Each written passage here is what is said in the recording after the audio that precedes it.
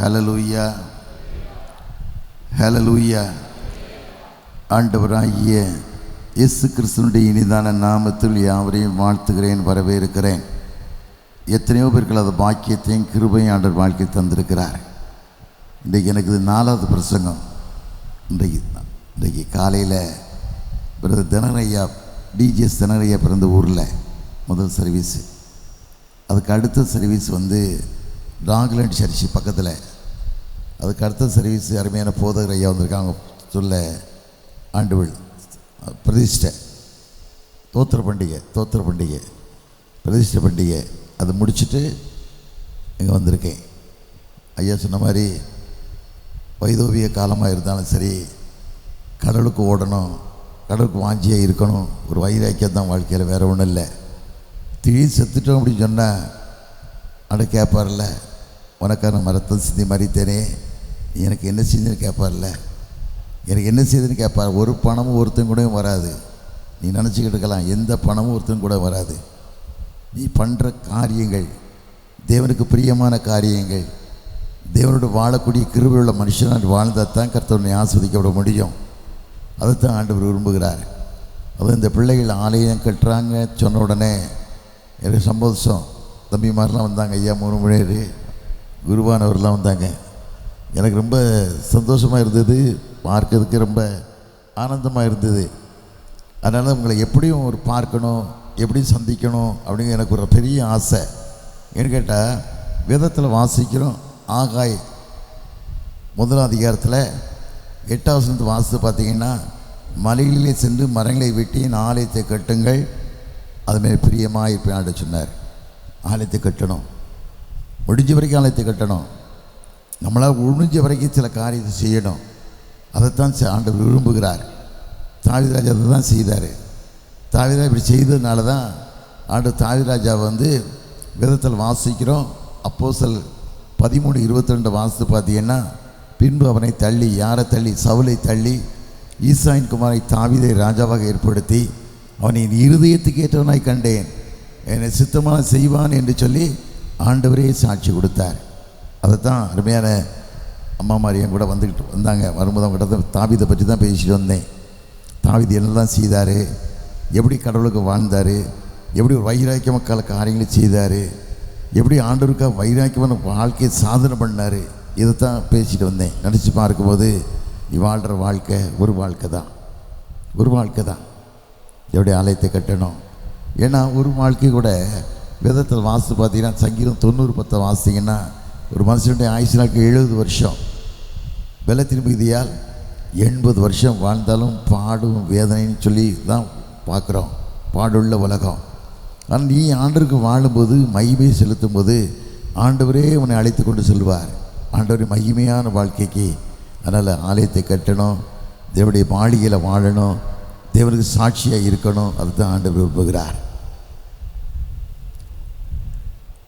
ராஜா உன் மாளி நல்ல தகப்பனே, மாலை வேளைக்கா சமூகத்தில் நன்றி ராஜா. எத்தனையோ பேர்கள் அந்த பாக்கியத்தையும் கிருபையும் வாழ்க்கையில் தந்தீங்கப்பா. அது கிருபைகளுக்காக கூட நன்றி ராஜா. அடியானை மறைத்து வெளிப்படுங்க. உன் பலவீனத்திலன் பலன் பரிவரமாக விளங்கி சொன்ன தெய்வமே, கிருபையுள்ள வார்த்தைகளுக்காக கூட நன்றி ராஜா. அடியானை பலப்படுத்தி காத்து கொள்ளுங்க. வந்திருக்கிற மக்களுக்கு ஒரு ஆறுதலான வார்த்தையை தாங்க. நீங்கள் பேசுங்கப்பா. மறைத்து வெளிப்படுங்க. இயேசு நீனே நாமத்தில் ஜெயங்கி இருக்கிற நல்ல பிதாவே, ஆமேன், ஆமேன். தொண்டை நல்லா தான் இருந்தது. இன்றைக்கி மத்தியானம் சாப்பிடும்போது விக்கிடுச்சு, வேறு வழி இல்லை. பக்கத்து தண்ணியை தூக்கி குடிச்சிட்டேன். எனக்கு சுடு தண்ணி தவிர அது குடிக்கிறதில்லை. அதில் பிடிச்ச கஷ்டம் போகல. போயிருன்னு பார்த்தேன், போக மாட்டேங்குது. ஏன் தெரியல. ஆனால் எவ்வளவோ கடவுளுக்கு வாழணும். நேற்று ஐயா சபையில் தான் கன்வென்ஷன் பேசும்போதே என்னால் நிற்க முடியலை. எனக்கு 4 நாட்களாக தலை சுற்று லேசாக உட்காந்து இல்லாமல். இன்றைக்கு ஒரு ஐயா சொன்னார், ஐயா முடியலைன்னா உட்காந்து பேசுங்களேன்னாரு. உட்காந்து பேசுனா உடனே வாட்ஸ்அப் போடுவான், என்ன போடுவான், ஏன் முடியாமல் ஏன் அங்கே வார, ஏன் இங்கே வாரன்னு கேட்பான். இல்லைன்னா சொல்லுவான் டிஎஸ் இதோடு முடிஞ்சிட்டார் கதை, அவர் கதை இதோடு முடிஞ்சிடும், அப்படி தான் எதிர்பார்த்துக்கிட்டு இருக்கான். அதை நினச்சி தான் உட்காந்து பேசலை, அட்ஜஸ்ட் பண்ணிக்கிட்டேன். அட்ஜஸ்ட் பண்ணி எல்லாம் நமக்கு உயிருக்கு வேறான சகோதரர்கள்னா உடன்பிறப்புகள். 11:30 மணிக்கு ஒரு டாக்டரை போய் பார்த்தேன் நேரத்தில். 11:30 மணிக்கு டாக்டர் ஒரு ஃபேமஸ் சர்ஜன். அவர் மேலே என் மேலே ரொம்ப சிநேகம், அவர் எனக்கு ரொம்ப சிநேகம் மேலே. அவர் என்கிட்ட உட்காந்து பேசினாலே ரொம்ப ஆசைப்படுவார். நாங்கள் வரேன்னு சொன்ன உடனே ரொம்ப சந்தோஷப்பட்டேன். 11:30 மணிக்கு ஹாஸ்பிட்டலில் வாட்ச்மேன் சொல்லி கேட்டை திறக்க சொன்னார். ஸ்டாஃபில் ஒரு 5-6 பேரை வர சொல்லிட்டார், எல்லாம் ரெடி பண்ணிட்டார். நான் என்ன பார்த்த உடனே ரொம்ப வேதனைப்பட்டு அழுதார். என்ன சொல்லியிருந்தா, நீங்கள் உலகத்துக்கு வேண்டாம்னும் பரவாயில்ல, எங்களை மாதிரி ஆட்களுக்கு நீங்கள் வேணும், ஏன் இப்படி இருக்கீங்க அப்படின்னு சொன்னார்.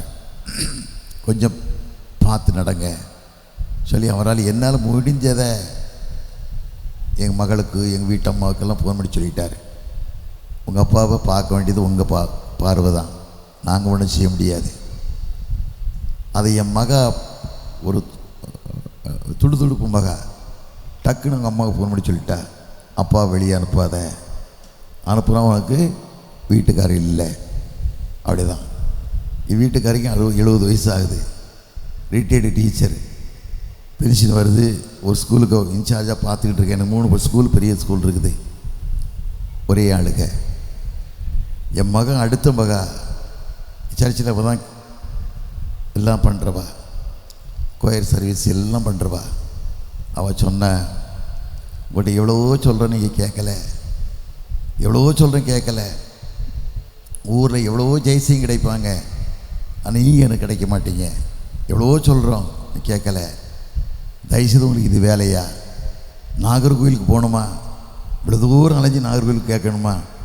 மைக்கு இப்படி தேவையா? நான் ஒரு 4 மைக்கு வாங்கி தரேன், 4 ஸ்பீக்கர் வீட்டில் வச்சு பேசுங்களேன், எதுக்கு ஊராக போகிறீங்கன்னு கேட்டேன். பல காரியத்தை கேட்டேன், பல சிந்தனையும் யோசித்தேன். எப்படி வர முடியாமல் போக முடியும்? இவங்க தஞ்சாவூர் பக்கத்தில் மணப்பாறை பக்கத்தில் இருந்து வந்திருக்காங்க. அம்மா இவங்க தேவகோட்டத்து வந்திருக்காங்க. ஐயா சென்னை திருநெல்வேலி பேராக ரைட் ஹேண்ட் மாதிரி ரொம்ப நண்பர். அவர் பிடித்தமான இடத்துல ஒரு இடத்துல வச்சுருக்கார். அவரை அங்கேருந்து வந்திருக்கார். ஐயா சுரண்டையில் இருக்கார். இவ்வளோலாம் அவளை வச்சுட்டு வராமல் இருக்க முடியுமா? எம்பி கேட்டார், அன்னிரிசாலில் தங்கியிருக்கேன் கன்னியாகுமரியில். அவர் கேட்டார், உங்களெல்லாம் திருத்தவே முடியாது நிறையான்னு கேட்டால், திருமண்டலம் திருந்த போகிறதில்ல, நீயும் திருந்த போகிறதில்ல. அவர் சொன்ன ஒரு வார்த்தை, திருமண்டலம் திருந்த போகிறதில்ல, நீயும் திருந்த போகிறதில்ல, ஒரு பேராயிரம் திருந்த மாட்டான். அவர் சொன்ன வார்த்தை இவங்கள தான் கேட்டுட்டு இருந்தாங்க. நினச்சி பார்த்தேன், அப்படியெல்லாம் விட்டுட்டு ஓட வைக்க முடியாதுல்ல, அப்படியே விட்டு போயிட்டு தான் நம்ம இன்றைக்கி வாழ முடியாதுல்ல. அவ்வளோ மிஷினரி இன்றைக்கி வரலன்னு சொன்னால் ஒரு அடி நிலம் நம்மகிட்ட கிடையாது. மிஷினரி பூமிக்கு வராமல் இருந்திருப்பாங்கன்னா ஒரு அடி நிலம் நம்மகிட்ட கிடையாது. வீட்டை இழந்து, மனைவி இழந்து, ஆசாபாசங்களை இழந்து, சுகதுக்கங்களை இழந்து, எல்லாவற்றையும் இழந்து கோதுமை மணி போல் விதைக்கப்பட்டாங்க. வேதத்தில் வாசியம் இல்லை. யோவான் 12:24 வாசித்து பார்த்தீங்கன்னா, கோதுமை மணியானது பூமியில் விழுந்து சாக போயிட்டால் தனித்திருக்கும், செத்ததையால் மிகுந்த பலனை கொடுக்கும். கோதுமை மணியை போல் பூமியில் விதைக்கப்பட்டாலும் நான் மனுஷனை வாழ்ந்துக்கிட்டு இருக்கேன். நீ மிஷினரி வரலன்னா நீ கோமனை கட்டி தான் வளைஞ்சிருப்போம். படிப்பு கிடையாது, கல்வி கிடையாது, முடிவெற்ற கிடையாது, சட்டம் தைக்க தெரியாது, குளிக்க தெரியாது, எண்ணெய் தைக்க தெரியாது. நாகரிகத்தை கற்றுக் கொடுத்த மிஷினரி, நாகரிகத்தை கற்றுக் கொடுத்து வாழ்க்கையில் மனுஷனுக்கு ஒரு கல்வியை கற்றுக் கொடுத்து இப்படித்தான் வாழணும்னு சொல்லி ஒரு தகுதியை நோக்கி மனுஷனை உருவாக்குனாங்க. இன்றைக்கி மக்கள் அறியாமல் போகிறாங்க. இன்னைக்கு பணத்துக்கு ஆசைப்பட்டு கிரயமில்லாமல் வாழ்கிறாங்க, உண்மை இல்லாத வாழ்க்கை வாழ்கிறாங்க. வேதத்தில் வாசிக்கும் யாக்கோபு 3:1 வாசித்து பார்த்தீங்கன்னா, தாக்கலி தீர்ப்பு அடைவோம் என்று சொல்லி அநேகர் போதகராக இருப்பீர்களாக வேதத்தில் தான் வாசிக்கும். இதுதான் வாழ்க்கை. நீ வாழ்கிற வாழ்க்கை ஒரு வாழ்க்கை, ஒரு வாழ்க்கை உண்மையாக வாழணும். நீ உண்மையாக வாழ்ந்தனா பிள்ளைகள் வாழ்வோம். சாலமோன் காலத்தில் தாவீராஜா கடைசி காலத்தில் சொன்னான், என்ன சொன்னான்? நீ அவரை தேடினால் அவர் தென்படுவார், நீ அவரை விட்டுட்டேன்னா உன்னை விட்டுருவார், அவ்வளோதான். அப்படி தான் வாழ்ந்தா தான். ஒன்றும் இல்லாமல் வாழ்ந்த மனுஷன், ஒன்றுமே கிடையாது. ஆகாரம் கிடையாது, ஒன்றும் கிடையாது, நல்ல சாப்பாடு கிடையாது. எவ்வளவோ கஷ்டம், எவ்வளவோ கஷ்டம்.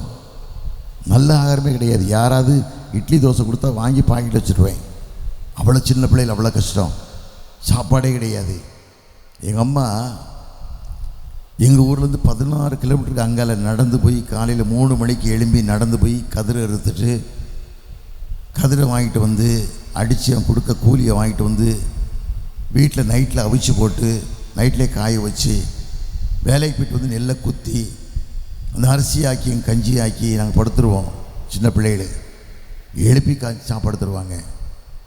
அவ்வளோலாம் கஷ்டப்பட்டோம் வாழ்க்கையில். இவ்வளோ தான் வாழ்வோன்னு சொல்லி எண்ண முடியாத வாழ்க்கை வாழ்ந்தோம். ஒன்றுமே கிடையாது, ஒன்றுமே கிடையாது. செத்த நாயிலும் கேவலமாக வாழ்ந்தோம். இப்படிப்பட்ட வாழ்க்கைக்கு ஆண்டவர் உயிர் கொடுத்து வாழ்ந்து இன்னைக்கு உன்னை ராஜாக்களும் ஆசனாக்குன்னு சொன்ன வார்த்தை பொய் இல்லை. உன் ராஜாக்களும் ஆசனாக்குன்னு வார்த்தை பொய் இல்லை.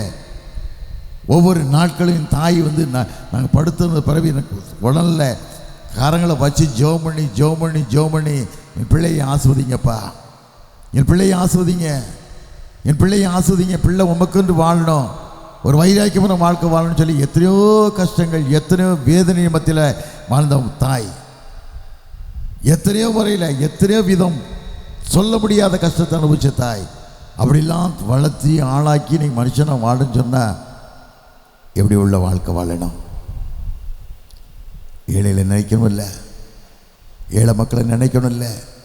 என் கூட வாழ்ந்தவங்களாம் எனக்கு சென்னைக்கு போயிட்டு 56 வருஷம் ஆச்சு. நான் சென்னைக்கு போயிட்டு ஒன்றும் இல்லாமல் போனேன். செருப்பே கிடையாது.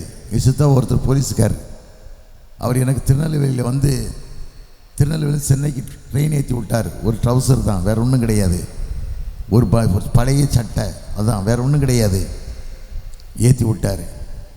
ஒன்றும் இல்லாமல் போனேன், ஒன்றும் இல்லாமே போனேன். எவ்வளவோ பாடுகள் இருந்திருக்கும், கஷ்டங்கள் இருக்கும், கண்டி இருந்திருக்கும். நினச்சி பார்க்கும்போது ஆனால் ஆண்டவர் என்ன வார்த்தை கொடுத்தா தெரியுமா? வேதத்தில் வாசிக்கும் போது ஆதியாகமம் 28:15 வாசித்து பார்த்தீங்கன்னா, நான் உன்னோடு கூட இருந்து நீ போக விடமெல்லாம் உன்னை காத்து இந்த தேசத்திற்கு நான் திரும்பி வர பண்ணுவேன், நான் சொன்னதை செய்யப்படும், உன்னை கைவிட மாட்டேன் ஆண்டவர் வாக்கு கொடுத்தார். வாக்கு கொடுத்தது மாத்திரமல்ல, அவன் என்ன சொன்னான் தெரியுமா? ஆண்டவரை நீ என்னோடு கூட இருந்து போகும் இடமெல்லாம் என்னை காத்து என் தகப்பன் தேசத்துக்கு திரும்பி வர பண்ணுவேனா என் சம்பாத்தியம் தசமத்தை கொடுப்பேன்னா. ஆதியாகமம் 28:20 அந்த வார்த்தையை சொல்லி நிறைவேற்றினா. இன்றைக்கி அப்படி கொடுத்து வாக்குத்தத்தம் பெற்று நாங்கள் 4 சகோதரர்கள் இன்றைக்கி ஒரே குடும்பம்தான். வீட்டில் ஒரே கிச்சன் தான். வீட்டில் நிறைய மக்கள் சாப்பிட்றாங்க. 100கணக்கான பேர் ஒரு நேரத்தில் சாப்பிட்றோம். அவ்வளோ பெரிய கிச்சன், அவ்வளோ பெரிய 12-13 பேர் வேலை செய்கிற ஆட்கள். நினச்சி நம்ம பார்க்கும்போது நினச்சே பார்க்க முடியாது, கற்பனையே நினச்சி பார்க்க முடியாது, அவ்வளவு கஷ்டம். வரும்போது அந்த அம்மாட்ட சொல்லிட்டு வந்தேன், நான் இன்றைக்கி 5 ஸ்டார் ஹோட்டலில் வந்து தங்குறேம்மா கன்னியாகுமரியில் அன்னை ரிசார்ட்டில்.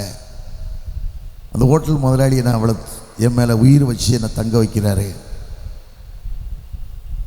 நான் எனக்கு ஒரு அவமானம் வரக்கூடாது, என் வாழ்க்கையை சீரழியக்கூடாது, நான் சங்கடப்படக்கூடாது, என் மேலே கண்ணும் கருத்துமாக இருக்கார். அப்படி சொன்னேன். 1968 எனக்கு 1980 எனக்கு கல்யாணம். ஜூலை மாதம் 4ஆம் தேதி கல்யாணம். கல்யாணம் முடிஞ்சு என் ஒய்ஃபு சொன்னால் எங்கேயாவது போயிட்டு வருவான்னு கேட்டா. எங்கே போய் போவோம்மான்னு கேட்டேன். எங்கேயாவது கூட்டிகிட்டு போங்களேன்னு சொன்னான். எங்கள் ஒய்ஃபு டீச்சர். என் மாமனை எனக்கு பொண்ணு தர மாட்டேன்ட்டார். ஏன் பொண்ணு தர மாட்டேன்ட்டா? நான் படிக்கலை, நான் எஸ்எல்சி தான் படித்தேன். எஸ்எல்சி தத்தி புத்தி கஷ்டப்பட்டு பாஸ் பண்ணேன். என் மாமனருக்கு 5 பெண் பிள்ளைகள், 5 நல்லா படிச்சுட்டாங்க. 4 பிள்ளைகள் நல்ல ஸ்டேட்டஸில் இருக்காங்க. ஒரு பிள்ளை கூட நான் பள்ளத்தில் தள்ள விரும்பலைன்ட்டார். எங்கள் அம்மா எவ்வளவோ கேட்டாங்க, எவ்வளவோ கஞ்சி கதறினாங்க, முடியாதுன்ட்டார். ஒரு தோட்டத்தை கேளு, 4 மாடை கேளு தரேன், பிள்ளையை மட்டும் தர முடியாதுன்ட்டார். என் தாயின் தகப்பன்னு அழுத கண்ணீர், என் தாயின் தகப்பன்னு அழுத கண்ணீர் மனைவியுடைய இருதயத்தை கரைச்சது. கரை சொல்லிட்டா, அத்தை மகனே கட்டிக்கிறேன்ப்பா, பரவாயில்ல, என் வாழ்க்கை அழிஞ்சாலும் பரவாயில்ல அப்படின்னு சொன்னார். என் மாமனார் சொன்னார், உன் தலையில் நீயே மண்ணை போட்டுக்கிட்ட, நான் என்ன செய்யட்டுன்னார். இல்லைக்கு கடைசியில் 5 பிள்ளைகளையும் காப்பாற்றமா தான் ஆண்டவர் பெரிய கிருபையை தந்தார். என் மாமனார் 104 வயசு என் வீட்டில் தான் இருந்தார். 104 வயசு என் மனைவி தான் சாப்பாடு ஊட்டி விட்டார். அப்போ ஒரு நாள் அவர் பிடிச்சி கயிறை பிடிச்சி கன்னத்தை பிடிச்சி கேட்டேன், பிள்ளை பள்ளத்தில் தள்ளிட்டீங்களா, நல்லா வச்சுருக்கலான்னு கேட்டேன். பதில் சொல்ல முடியாதுல்ல, சிரிச்சார். மனுஷன் வாழ்வதும் வளர்வதும் கடவுளுடைய தீர்மானமும் திட்டமும் தான். மனுடைய தீர்மானம் இல்லாமல் மனுஷன் வாழவே முடியாது. ஒரு முறை நேற்று நான் விருதுநகர் வழியாக வாரேன்.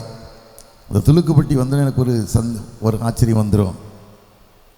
2 மாதத்துக்கு முன்னால் சிஎம் என்னை கூப்பிட்டுருந்தாங்க.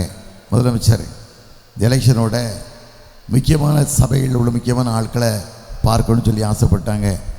நான் திருநெல்வேலியில் லேசக்கிட்டே இருக்கேன்னு சொன்ன உடனே ஐஎஸ்ஐ ரிப்போர்ட் இது, இவர் நல்ல மனுஷன், உண்மையான ஆள், யார் காசுக்கு ஆசைப்பட மாட்டார், அநேக மக்களுக்கு உதவி செய்வார்னு சொன்ன உடனே என்னை தெரிஞ்சு எங்கள் மாவட்ட செயலர் என்னை தேடி வந்து நீங்கள் எப்படியாவது வரணும், சிஎம்மை பார்க்கணும், உங்களை கூப்பிட்றாங்கன்னு சொன்னார்.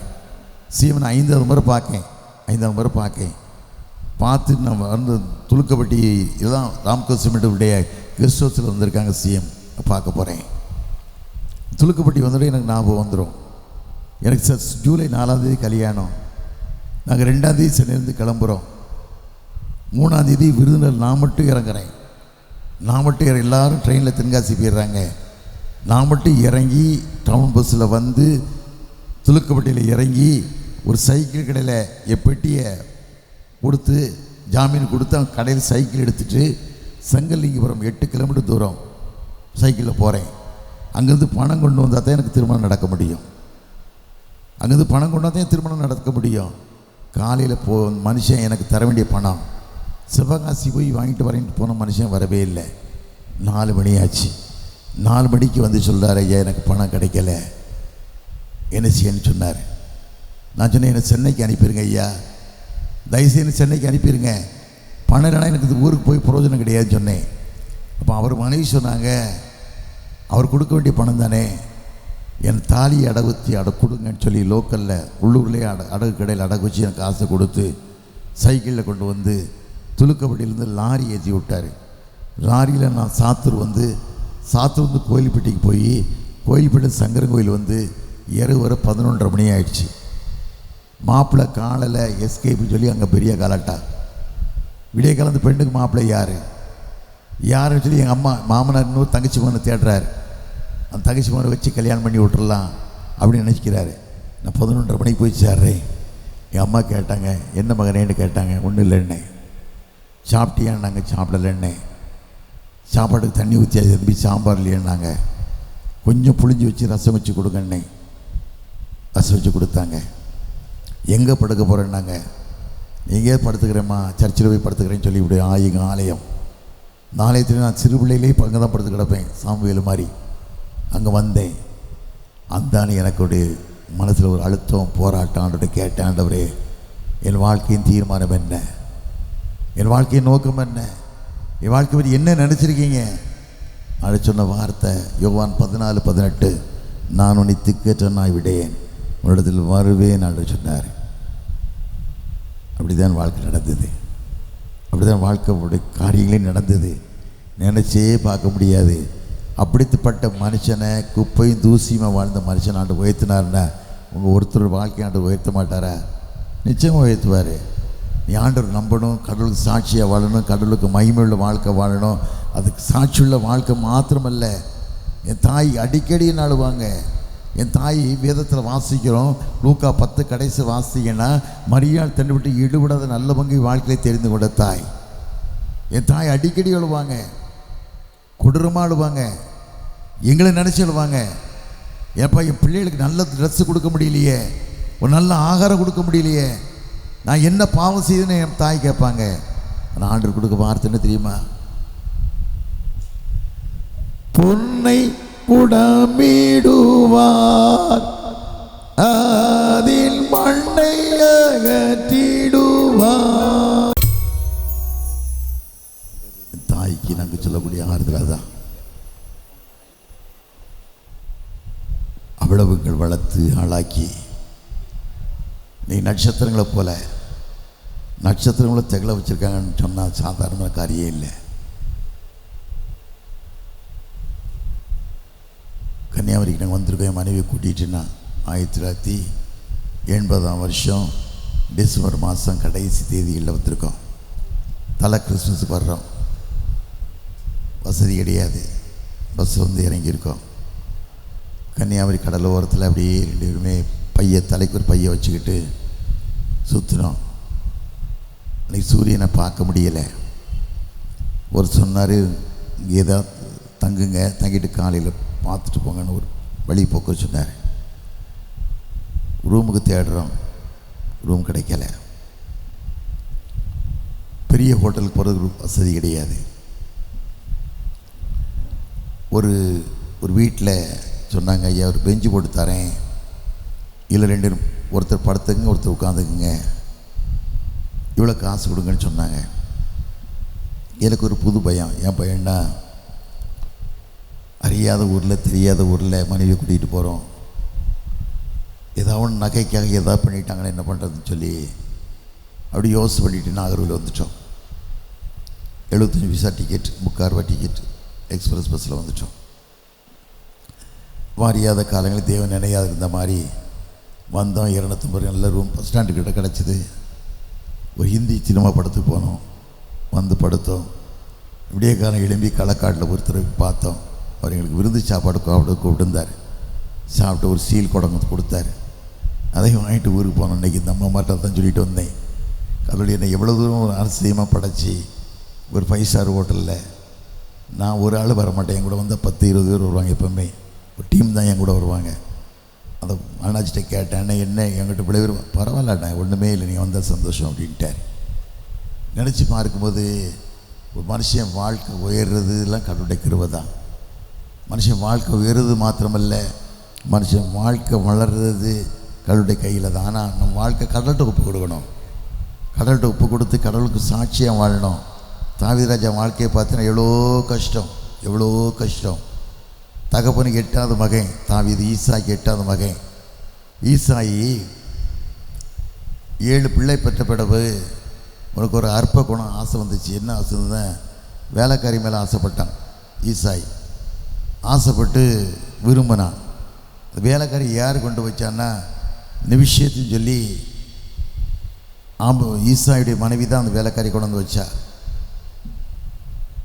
உடனே இந்த எஜமாட்டிக்கு துரோகம் பண்ண விரும்பலை. எஜமாட்டிக்கு துரோகம் பண்ண விரும்பலை. ஆனால் இவன் தொல்லை பண்ணுறான், ஈசாய் தொல்லை பண்ணுறான். உடனே ராத்திரியில் தான் எஜமாட்டி அலங்கரித்து அனுப்பி விட்டுதா.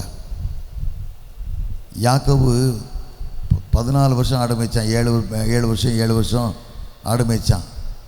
மேய்ச்சது மாத்திரமல்ல, அண்ணனை ஏமாத்தினான்ல, ஏசாவை ஏமாத்தினான்ல, பொய் சொல்லி சேஷ்ட பத்திரத்தை வாங்கிட்டான்ல, இது ஆண்டவர் பார்ப்பார்ல.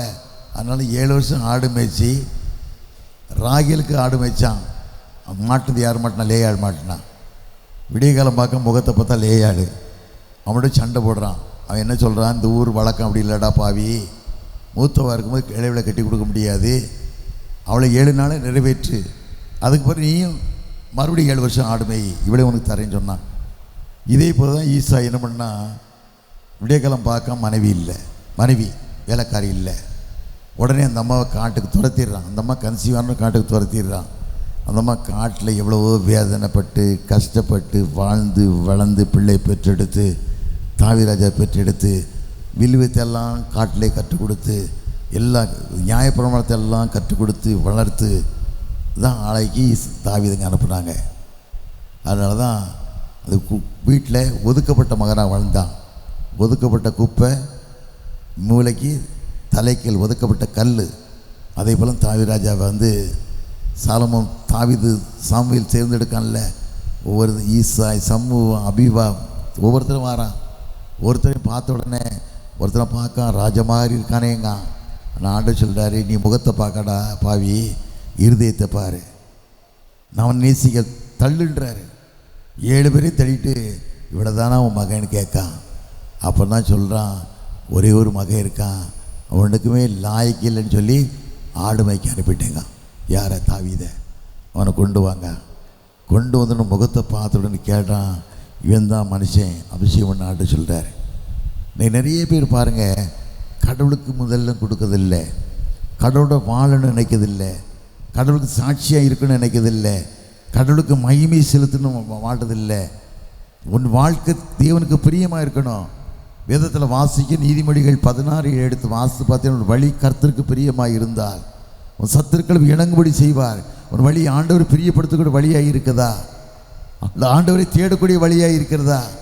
ஆண்டவர் வாழக்கூடிய வழியாக இருக்கிறதா? கடவுளுக்கு பிரியமான வழியை நீ வாழ்வாயானா எல்லா விதமான காரியத்துக்கான உன்னை விலைக்கு ஆண்டவர் பாதுகாப்பார். விலைக்கு பாதுகாப்பது மாத்திரமல்ல, உன்னை ஒரு தூசியோட மேலே உட்காராது.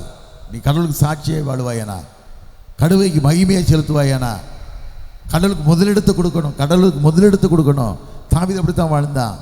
வேதத்தால் வாசிக்கிறோம். 1 ராஜாக்கள் 14:22 வாசித்து பார்த்தீங்கன்னா, தேவனுடைய ஆலயத்தை கட்ட ஆசைப்படுறான். தேவனுடைய ஆலயத்தை கட்ட ஆசைப்படுறதுக்கு ஆண்டவர் சொல்கிறாரு, நீ அநேக ரத்தத்தை சிந்திட்ட, நீ கட்ட மாட்ட, உன் மகன் கட்டுவான், சாலமன் கட்டுவான் ஆண்டவர் சொல்கிறாரு. ஆனால் சாலமன் கெட்டா கூட அவன் எப்படி என்ன செய்வான்? அவனுக்கு தாவீது ஆசைப்பட்டு நகைக்கு அந்த ஆலயம் கட்டக்கூடிய காரியத்துக்கு என்னென்ன உண்டு அத்தனை சேகரிச்சிட்டான். 1 நாளாம் 22:14 வாசிக்கும் போது தன்னுடைய ஆலயத்துக்காக 1,00,000 தாலந்து பொன்னை சேகரித்தான். 1,00,000 தாலந்து, ஒரு தாலந்து 13 கோடி சில்லறையான். இந்திய மதிப்புக்கு ஒரு தாலந்து 13 கோடி சில்லறையான். 1,00,000 தாலந்து சேகரித்தான். 10,00,000 தாலந்து வெள்ளியை சேகரித்தான். எண்ணிக்கைக்கு அடங்காத இரும்பை வெண்கலத்தை சேகரித்து வச்சு ஆலயத்தை கட்டு சாலமன் கையில் கொடுத்தான். அதனால ஆண்டவர் அவனை இருதயத்துக்கு ஏற்றவனாய் கண்டார். தாவீதை ஏன் இருதயத்துக்கு ஏற்றவனாய் கண்டார்? தேவனுக்கு பிரியமானதை செய்து வாழ்ந்தான். தேவனோடு வாழக்கூடிய மனிதனாய் வாழ்ந்தான். தேவனில் பாரமுள்ள மனுஷனாய் வாழ்ந்தான். ஆண்டவருக்கு நடனம் பண்ணி ஆண்டவர் துதிக்கக்கூடிய மகனாய் வாழ்ந்தான். தேவனை போற்றக்கூடிய மனிதனாய் வாழ்ந்தான். அதனால் தாவீதை ஆண்டவர் ஆசீர்வதிச்சார். என் பேத்தி ஒருத்தி இருக்கா சென்னையில். நான் திடீர்னு பாத்ரூமில் போனேன்னா பாடிக்கிட்டே இருப்பேன். கதவு தட்டுவா, என்ன தாத்தா உங்களுக்கு என்ன ஆச்சுன்னு கேட்பா. ஏமான்னு கேட்பேன். பாடிக்கிட்டே குடிக்கிங்களே, பாடிக்கிட்டே பாத்ரூமில் ப்ரெஸ் பண்ணிக்கிட்டீங்களே கேட்பா. என் பாப்பா என் பேத்தி 2 பேர், எனக்கு எல்லாம் 6 பேத்தி 5 பேத்தி ஒரு பேரன். எல்லோரும் கீபோர்டு போடுவாங்க, எல்லோரும் பிரமாதமாக பாடுவாங்க, ரொம்ப அழகாக பாடுவாங்க. பிள்ளைகள் எல்லாம் கடவுளுக்கு மகிமையாக வளர்ந்து பார்த்து நினச்சி நான் ரொம்ப சந்தோஷப்படுவேன். ரொம்ப மகிமையாக வாழ்வாங்க. மகிமையாக வாழ நினச்சி கடவுளை நானும் இனி வீட்டாரும் என்றால் கர்த்தரை சேவிப்போம். கர்த்தருக்கு வாழும்போது, கர்த்தரை சேவிக்கும் போது கர்த்தருனை ஆஸ்வதிக்க காத்து கொண்டு இருக்கிறார். விலகினம் வராத அளவுக்கு பாதுகாத்து கொண்டு இருக்கிறார். தேவனுக்கு மகிமையாக வாழும்போது ஆண்டு சொல்ல, நான் உன்னை விட்டு விலகுவதும் இல்லை, உன்னை கைவிடுவதும் இல்லை, மோசடி இருந்தபோது கூட இருப்பேன்னு சொல்லி ஆண்டவர் வாக்கு கொடுக்கார். எனக்கு டைசிஷனில் எவ்வளோ பிரச்சனை. நான் 3 வருஷமாக லேசக்கட்டியாக இருக்கேன். 3 வருஷமாக லேசக்கட்டியாக இருக்கேன். ஒரு காரியம் செய்ய முடியலை. ஏன்னா ஒரு டிசி உள்ள வாரான்னா நினைக்கிறான் நம்ம எவ்வளோ சம்பாத்தியம் பண்ணலாம், இது தான் நினச்சி வாரான். ஒரு கரஸ்பாண்டை வந்தான்னா எத்தனை கோடி அடிக்கலாம், இது தான் நினச்சி வாரான். எந்த இடத்த யாருக்கு குத்தை கொடலான்னு நினைக்கான், இதை தான் நினச்சி வாரான்.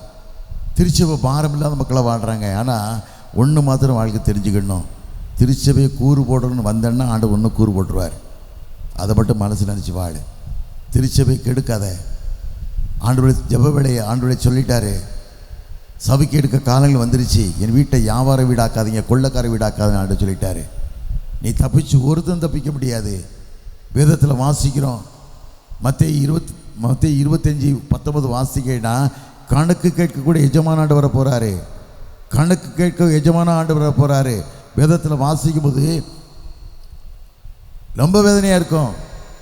மத்தேயு 26:15 வாசின்னா, யூதாஸ் கேட்பான், நான் அவர்களுக்கு காட்டி கொடுக்க எனக்கு என்ன கொடுப்பேன்னு கேட்பான். நான் அவர்களுக்கு காட்டி கொடுக்க என்ன கொடுப்பேன்னு கேட்பான். 30 வெள்ளிக்காசு தரேன்னு சொல்லுவாங்க. 30 வெள்ளிக்காசு கொடுப்பாங்க. 30 வெள்ளிக்காசு கொடுத்து காட்டி கொடுத்துருவான். மனசாட்சி வந்து சாகடிச்சிருவான். 30 வெள்ளிக்காசு தேவாலயத்தை கொண்டு போவான். கொண்டு போய் பிரதான ஆசாரி எல்லாரும் உட்காந்துருப்பாங்க. குற்றமற்ற ரத்தத்தை காட்டி கொடுத்தேன்னு சொல்லி அவர் விட்டுருங்கன்னு சொல்லி கேட்பான். தப்பாக காசை வாங்கிட்டு ஒன்று அது ஓம்பாடு சொல்லுவாங்க. தேவாலயத்தில் காசை விட்டு எரிஞ்சிட்டு நாண்டுக்கிட்டு போய் செத்துட்டான். நாண்டுக்கு தான் வாழ்க்கை. தேவனுடைய திருச்சபைக்கு விரோதமான காசை சம்பாத்தியம் பண்ணலான்னு வந்தேன்னா இதுதான் நிலைமை. ஒவ்வொரு வருஷமும் அதே நாளில் அவனுடைய அபாய குரல், அந்த எங்கு தற்கொலை நாண்டுகிட்டு செத்தானா அந்த இடத்துல அபாய குரல், ஐயோ குற்றமற்ற ரத்தத்தை காட்டி கொடுத்தேனே, குற்றமற்ற ரத்தத்தை காட்டி கொடுத்து சொல்லி அபாய குரல் சத்தங்கள். அவன் மனைவியில் ரோட்டுக்கு வர முடியல. வரலாறு சொல்லுது. காட்டி கொடுத்துக்க மனைவி போகிறா, காட்டி கொடுத்த பிள்ளைகள் போகிறாங்க. எல்லாரும் சொல்கிறாங்க இதுதான் வாழ்க்கை, இதுதான் வாழ்க்கை, யாரும் தப்ப முடியாது. வேதத்தில் வாசிக்கும் போது மத்தேயு 27:19 வாசித்து பார்த்தீங்கன்னா, பிலாத்து மனைவி சொல்லுவா, ஐயா அவரை சிலுவைக்கு ஒப்பு கொடுக்காத. அந்த மனுஷன் மேலே அத்தனை பெரிய கஷ்டம் கண்டேன், பெரிய சொப்பனம் கண்டேன், காட்டி கொடுங்கன்னு சொல்லுவா. ஆனால் கேட்க மாட்டான். மனைவி வார்த்தையை விட்டுட்டு தண்ணியில் கையை விட்டு தண்ணீர் அள்ளி குற்றமெல்லாம் ரத்தத்துக்கு நான் பங்குலன்னு சொல்லி அவரை சிலுவைக்கு ஒப்பு கொடுத்துருவான். சிலுவைக்கு ஒப்பு கொடுத்தது மாத்திரமல்ல, ஒரே மாதத்தில் நாடு கடத்தப்பட்டான். பிலாத்து நாடு கடத்தப்பட்டது மாத்திரமல்ல, கொலை செய்யப்பட்டான். இதுதான் வரலாறு. மனைவி என்ன சொன்னா, இந்த புருஷனே எனக்கு வேண்டாம், சிலுவைக்கு ஓடிட்டா. அவனுடைய சிலுவை காட்சியை பார்க்க அன்னைக்கும் கரங்களிலே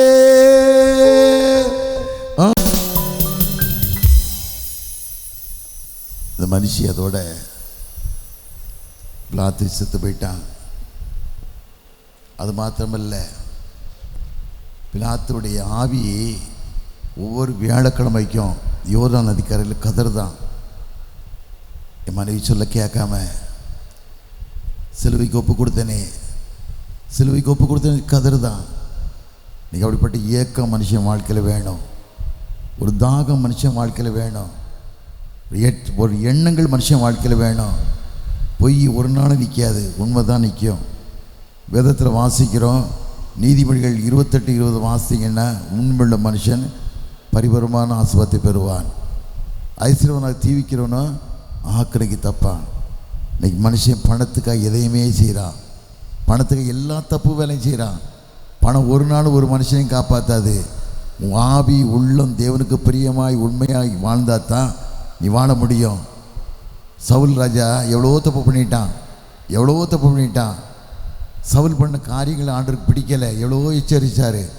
2 முறை அவனை அபிஷேகம் பண்ணார், 2 தடவை அபிஷேகம் பண்ணி நிற்கலை, அவன் கேட்கலை. கடைசியில் நிலைமை பயங்கரமான நிலைமை, பட்டயத்தை நட்டு தலைகீழ விழுந்து செத்து போயிட்டான். இதுதான் வாழ்க்கை. பிள்ளைகள்லாம் சீரழிஞ்சு போயிட்டாங்க. சீரழிலாம் மாத்திரமில்லை, பிள்ளை காலத்தை தேசமே பிரிக்கப்பட்டு போச்சு. பிரிக்கப்பட்டு போனதும் இல்லை, யூரோபியான ஒரு மனுஷன் ஆண்டவர் ஏற்படுத்துகிறார். யூரோபியான ஒரு மனுஷனை ஏற்படுத்தி அவன் கையில் ராஜ்யத்தை கொடுக்காரு. இஸ்ரேல் தேசத்தை பிரித்து அவன் கையில் கொடுக்குறாரு. முழு முஸ்லிம் அவன் கையில் கொடுத்த மாதிரி கொடுத்துட்டு ஒரு கோத்திரத்தை மாத்திரம்தான், யூதா கோத்திரத்தை மாத்திரம்தான் தப்பு விடுறாரு ஆண்டவர். யோசேப்பு கோத்திரத்தை, பெனிமின் கோத்திரத்தை மாத்திரம் தப்பு விட்டு மில்லக்கு எல்லாத்தையும் அவன் கையில் கொடுத்துறாரு. அவனும் தப்பு பண்ணுறான். தப்பு பண்ண மேலே தப்பு பண்ணிக்கிட்டே இருக்கான். ஒரு காரியம் செய்யலை.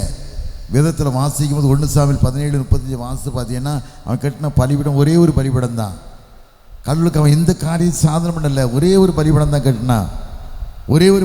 கட்டினான். நிலைமை மோசம்.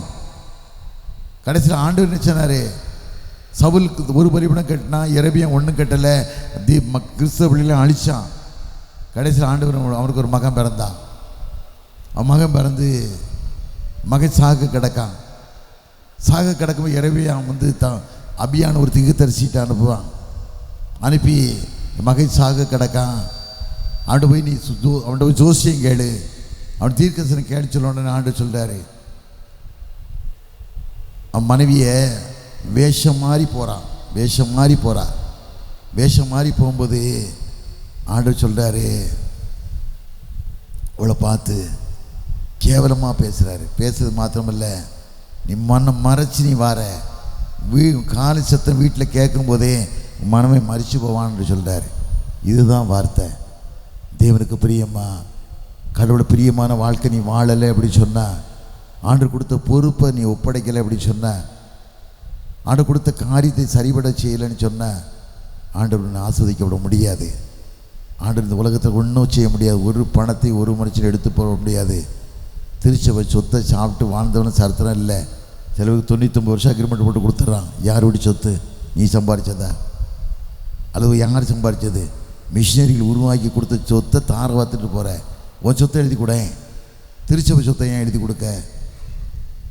ராகலன் ஐயர் சிவகாசிக்கு போயிருந்தேன். 37 வருஷம்தான் வாழ்ந்திருக்காரு. 37 வருஷம்தான் வாழ்ந்திருக்காரு.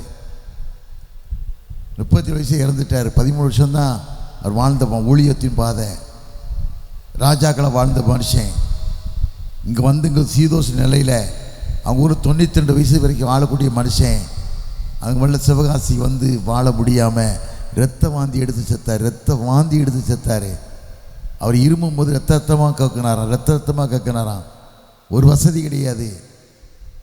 பரிதாப நிலைமை. அவர் வீழ்ந்த பகுதியில் ஒரு சந்து இடம் இருக்குது.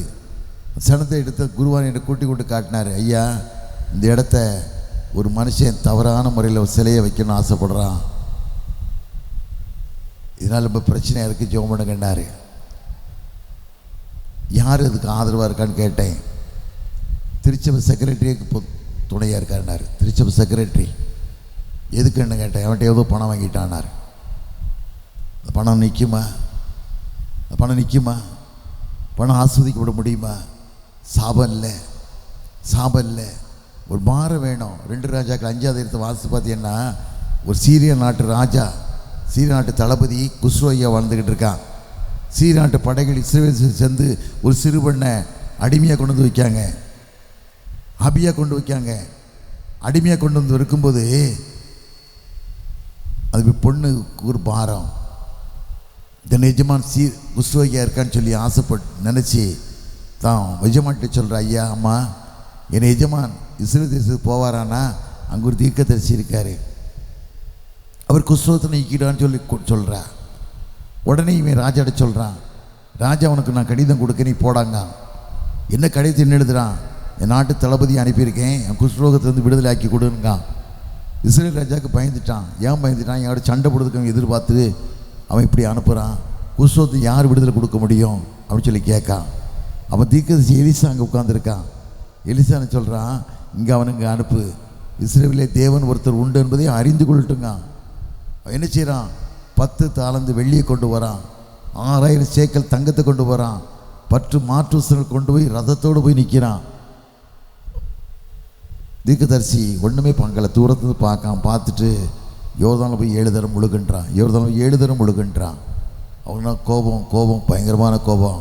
நீ என் நாட்டிலேருந்து எவ்வளோ கஷ்டப்பட்டு இங்கே வந்திருக்கேன், நீ கிட்ட வந்து ஏதாவது கை வச்சு தடவை, ஏதாவது சில கொள்ளையடிக்காங்களே, சில மக்களை பார்த்தீங்கன்னா பள்ளிவாசலில் போய் கால் சார்ந்து நிற்பாங்க, கால் இப்போ குழந்தை வச்சுக்கிட்டு இதுல கொள்ளையடிக்கிறதுக்காக, ஊதுறதுக்காக. சில பேருங்க சில மக்கள் மனுஷன்ட்ட போய் நிற்பாங்க, குடிகார பேலாக இருப்பான், கஞ்சா அடிச்சிருப்பான், அவன் கொள்ளையடிப்பான். கொள்ளையடிச்சு போயிடுமா? கொள்ளையடிச்சு போயிடுமா? ஆண்டோட சித்தம் எல்லாம் எதுவுமே நிறைவேற முடியாது. ஆண்டோட சித்தம் எல்லாம் எதுவுமே நிறைவேற முடியாது. ஆண்டோட திட்டம் இல்லாமல் எதுவுமே செய்ய முடியாது. அவன் நினச்சி பார்த்தான். அப்போ அவன் வேலைக்காரன் சொன்னான், ஐயா, ஒரு பெரிய காரியம் சொன்னால் செஞ்சிருப்பல்ல, யோர்தானே எழுத முழுக்க சொன்னேன், யோர்தானே முழுக்க சொல்கிறேன், முழுகி பாருங்களேங்க. வார்த்தைக்கு கீழ்ப்படிஞ்சு 7 தரம் முழுகும்போது மாம்சம் சிறுவலை மாம்சத்தை போல மாறிடுது. மாறிட்டு என்ன சொல்கிறான்? இஸ்ரவேலின் தேவனை தவிர வேறொரு தேவனை உலகத்தை இல்லடான்றான். சாட்சி கொடுக்கான். இவன் கொடுத்த காணிக்கையை வாங்கி இல்லை, வேண்டான்ட்டான், வாங்க மாட்டான். தீர்க்கதரிசி வாங்க மாட்டான். நம்ம மக்கள் அப்படி இல்லை. பேராயிரம்மாவுக்கு 2 பட்டுப்புடவை வாங்கி கொடுத்து 4 அப்பாயின்மெண்ட் வாங்கிக்கலாம். அதுதான் அலைகிறான். பேராயிரம்மாவுக்கு 40,000 பட்டுப்புடவை வாங்கி கொடுத்தா 2 அப்பாயின்மெண்ட் வாங்கிக்கலாம். இதைத்தான் அலைஞ்சிறான். இப்படியே ஒரு விதமான எண்ணங்கள் இல்லை. கடவுளுக்கு சாட்சியாக வாழணும், மகிமையாக வாழணும், உண்மையாக வாழணும்னு சொல்லி வாழக்கூடிய மக்களாக இல்லை. உண்மையை நீ வாழணும்னு சொன்னால் ஆண்டவர் வாழ விட மாட்டார். உன் பணம் ஒன்றை காப்பாற்றாது. வாங்கலைன்னு சொன்ன உடனே அவன்கிட்ட வேலைக்காரங்க ஒருத்தர் வேலை பார்க்க கேஆசி. அவன் சொல்கிறான், என் எஜமான் பைத்தியக்காரன், அவன் வந்து பணத்தெல்லாம் வாங்கலை அப்படின்னு சொல்லி அவனை தேடி பின்னால் ஓடுறான். இவன் சுகம் அடைஞ்சி சந்தோஷத்தோடு ஜெயகீதத்தோடு போய்கிட்டு இருக்கான். ஜெயகீதத்தோடு போய்கிட்டு இருக்கான். ஓடுற பார்த்துட்டு நாகமான் ரதத்தை நிறுத்தி கீழே குதிக்கான். குதித்து என்னடான்னு கேட்கான். இப்போ நான் 2 தீர்க்கதரிசி வந்தாங்க ஐயா, அது கொடுக்க ஏதாவது எஜமான் ஒரு தாளந்து கேட்டான்னு கேட்கான். அவன் சொல்ல 2 தாலந்து வாங்கிட்டு போய் 2 தாலந்து மாட்டு வசம் 2 தாலந்து வெள்ளியும் கொடுத்து கழுதையும் கொடுத்து வேலைக்காரன் வீட்டில் வந்து வையிடாங்க. வீட்டுக்கு அனுப்புனா வீட்டில் இறக்கிட்டு போய் நிற்கான். போய் வீட்டில் இறக்கிட்டு எஜமான்ட்ட போய் நிற்கான். எலிசா கேட்கான்ல, கேயாசியே நீ எங்கேருந்து வர்ற? எங்கேயும் போகலங்க. பொய் சொல்கிறான், பச்சையை பொய் சொல்கிறான், எங்கேயும் போகலையாங்க. அவன் சொல்கிறான், அவன் என்னை தேடி வரும்போது நான் ரதத்தை விட்டு இறங்கி எனக்கு கீழே குதித்து உன்னை பார்க்கவும் என் மனம் விட்டு செல்லலையாடா. திராட்சை தோட்டங்கள் ஒளியத்துக்கும் வாங்குவதுக்கு காலமா? இது காலமா? நாகமான் குஸ்தோயும் உன்னையும் சந்ததியும் தொடர்ந்து பிடிக்கின்றான். சாபம் தொடர்ந்து பிடிக்க. குஸ்தோயை மாறிட்டான்ல, குஸ்தோ உடனே மாறிட்டான்ல. இதுதான் வாழ்க்கை. அந்த பணம் இன்னைக்கு வாழ வைக்காது. உன் பிள்ளை திருச்சபை காசை சாப்பிட்டு எடுத்துட்டு திருடிட்டு போகணும்னு நினச்சே அப்படின்னு சொன்னால் பிள்ளை ஊனமாக பிறக்கும். அவன் பிள்ளை கட்டி கொடுக்குற இடத்துல உனக்கு சீரழிவான வாழ்க்கை வந்துடும். ஒரு வாழ்க்கை கொடுத்தாலும் உண்மையாக வாழு, சாட்சியாக வாழு, மகிமையான வாழ்க்கை வாழு. அந்த வாழ்க்கை உன் பணத்தை ஒரு நாளும் காப்பாற்ற முடியாது. அப்போஸ்தலர் 5ஆம் அதிகாரத்தை வாசி பார்த்தீங்கன்னா ஒரு மனுஷன் வாழ்கிறான். அனனியா சப்ராள் புருஷன் முன்னாடி வாழ்கிறாங்க. தீர்க்கதரிசி எல்லாம் சொத்துக்களெல்லாம் விற்று பொதுவாக செலவழிச்சிக்கிட்டு இருக்காங்க. அனனியா சப்ராள் ஒரு சொத்தை விற்கிறாங்க. சொத்தை விற்றுட்டு மனைவி அறிய ஒரு பங்கை எடுத்து வச்சுக்கிட்டான். எடுத்து விஷத்தை கொண்டு பேதுருட்ட கொண்டு கொடுக்க போகிறான். மனைவி வீட்டுக்கு போயிடுறா. பேதுரு கேட்கான், சொத்தை விழுத்தான விற்றீங்கன்னு கேட்கான். ஆமாங்க.